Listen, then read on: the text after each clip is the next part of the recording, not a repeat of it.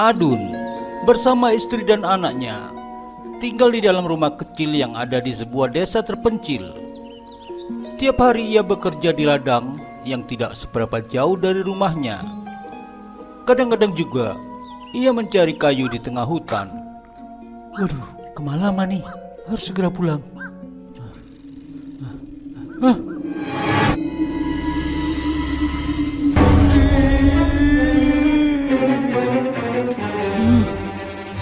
Selamat. Mas, Waduh, kaget aku, Rum. Aku tadi lihat dia lagi. dari hutan lagi ya? Sudah Mas, nggak usah ke sana lagi ah. Lagian kalau cuma kayu, kan di sekitar kita juga banyak. Iya, Rum. Tapi kualitasnya itu beda. Lebih enak rasa masakan kalau pakai kayu hutan. Kamu itu berlebihan Mas. Lagian kalau ke sana kan bisa siang-siang. Ya, kan kebetulan saja pas di ladang banyak kerjaan. Jadi ke hutannya kesorean. Ya kalau ke sorean nggak usah ke sana lah Mas. Iya, harusnya begitu. Kadang aku lupa, Rum. Pak, Waduh, bikin kaget kau ini, Doh. Bapak kaget.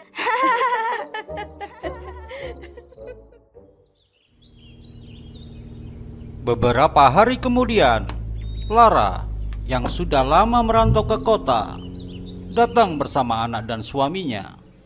Ia tinggal di rumah peninggalan orang tuanya. Warga pun mulai membicarakannya karena ada desas-desus bahwa di kota ia menjadi wanita simpanan.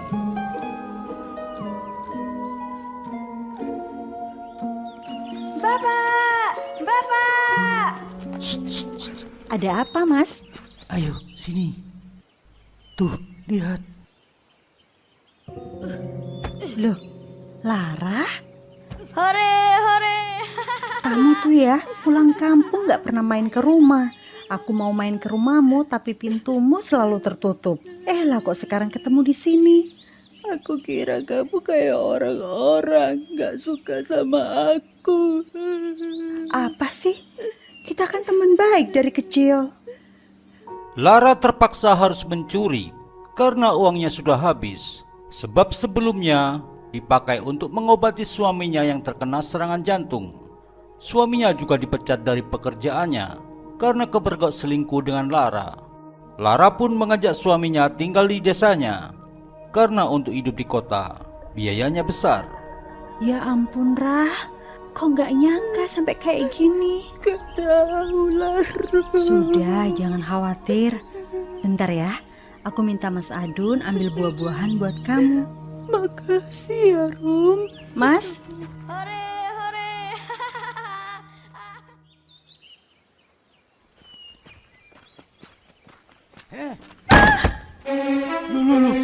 Mama. Gara-gara wanita murahan sepertimu, aku kehilangan semuanya. Karir, uang, dan anak-anakku. Aku akan...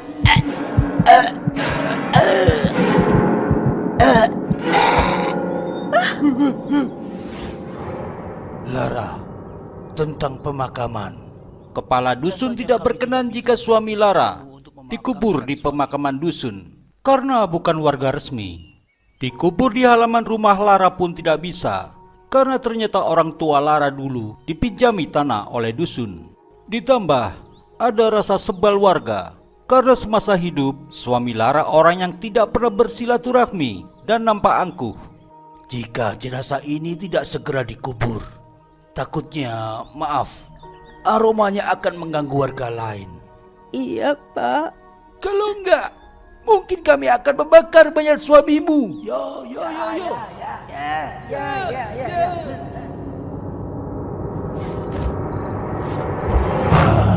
Sakit. Sakit. Sakit.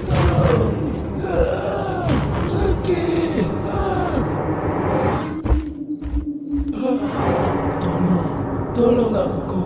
Tolong. Siapa yang membuang sampah ini?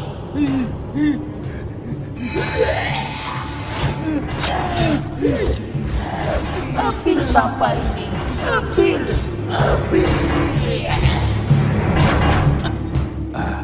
Aku mau cek apakah mayat suami Lara sudah dipindah. Apa ini? Tolong aku. Siapa yang membuang sampah ini? Ambil. Ambil. Ambil.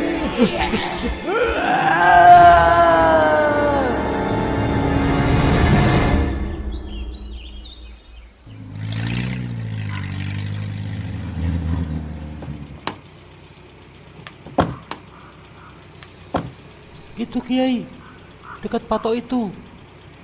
Apa? Kau menguburnya di sini? Iya Kiai. Oh, sebaiknya kita ke dusun dulu. Aku ingin bicara sama Pak Kadus. Nanti kita urus belakangan. Setelah teror semalam, Lara didatangi oleh warga. Mereka menduga Lara mengusik setan alas itu karena pocongan yang dia bawa mirip suaminya. Assalamualaikum. Waalaikumsalam. Saya berhenti karena saya lihat di sini lagi banyak orang. Apa ada Pak Kadus? Mereka cerita kalau Pak Kadus dan warga lain yang ada di luar rumah malam itu jatuh sakit karena didatangi setan itu. Ya, saya sudah menduganya. Itulah kenapa saya segera kemari. Saya harus sembuhkan dulu yang terkena sawan setan itu. Kiai kemudian mendoakan air dan meminta orang-orang untuk diminumkan bagi yang sakit. Maaf, ini salah saya. Adun yang sebelumnya tahu bahwa mayat suami Lara dilarang dikuburkan di dusun, kemudian cerita ke istrinya. Mereka sepakat untuk meminta bantuan ke pondok pesantren yang jaraknya 4 jam perjalanan dengan sepeda. Dengan menyamarkan jenazah di antara tumpukan kayu, Adun bergegas, tapi itu menjadi beban, dan Adun pun bermaksud menguburkan sementara di tempat yang mudah ditemukan, yaitu di dekat patok yang sering ia jumpai saat mencari kayu bakar. Saat itu Adun tidak sadar kalau itu adalah area makam terkutuk, karena sudah harus bergegas, apalagi ia lumayan sering ke tempat itu. Sesampainya di pesantren, hari sudah petang. Kiai menyarankan untuk kembali ke dusun keesokan harinya karena jalanan belum ada penerangan dan kebetulan lampu mobil lagi rusak. Ini tidak semuanya salah Adun. Sebagaimanapun kelakuan mendiang, ia juga patut diperlakukan sebagai manusia. Sekarang saya minta kita kerjasama memindahkan jenazah ke pemakaman dusun ini. Semua urusan kelengkapan administrasi almarhum nanti akan dibantu pesantren. Tapi Kiai, tempat itu kan makam terkutuk. Ini kan masih siang, aman. Ya kan Dun? Setan alas atau setan hutan yang berasal dari makam terkutuk itu adalah mitos turun-temurun yang sudah tidak asing lagi bagi warga, meskipun kebanyakan hanya mendengar dari cerita yang hampir terlupakan. Konon, tempat itu pernah didatangi penjajah dengan membawa pekerja paksa untuk membangun proyek akses jalan. Tapi kemudian, hari demi hari, satu persatu pekerja dan prajurit hilang. Setelah diselidiki, rupanya ada seorang pertapa berilmu hitam yang berada di tempat tersembunyi di sekitar proyek, yang merasa terganggu akan kedatangan mereka, sehingga menculik satu persatu orang untuk dijadikan ritual. Pertapa itu segera diringkus, tapi sangat sulit karena ia punya ilmu kebal. Hingga pada sebuah tembakan yang mengenai sabitnya dan terlepas, yang membuat tembakan berikutnya berhasil membunuhnya. Rupanya sabit itu adalah jimat untuk ilmu kebalnya. Tapi tiba-tiba penjajah menarik pasukannya karena mendapat kabar ada serangan dari Jepang di suatu tempat, sedangkan para pekerja ditinggalkan begitu saja. Para pekerja yang masih bingung harus kemana memutuskan untuk tinggal sementara di tempat itu. Mereka juga menguburkan mayat pertapa di dekat patok penanda proyek, yang juga dimaksudkan sebagai penanda bahwa di situ ada makam manusia. Namun malam harinya hantu pertapa itu bangkit. Pergi, Jangan mengotori tempatku. Para pekerja kocar-kacir ketakutan dan baru berhenti setelah merasa sudah jauh dari gangguan setan itu. Di tempat berhenti itulah mereka mulai membangun pemukiman yang sekarang menjadi dusun itu. Kiai, terima kasih sudah menolong kami. Sudah seharusnya saling menolong, Mbak. Kiai, kalau boleh, saya mau mengabdikan diri di pesantren, sekaligus memondokkan anak saya. Subhanallah.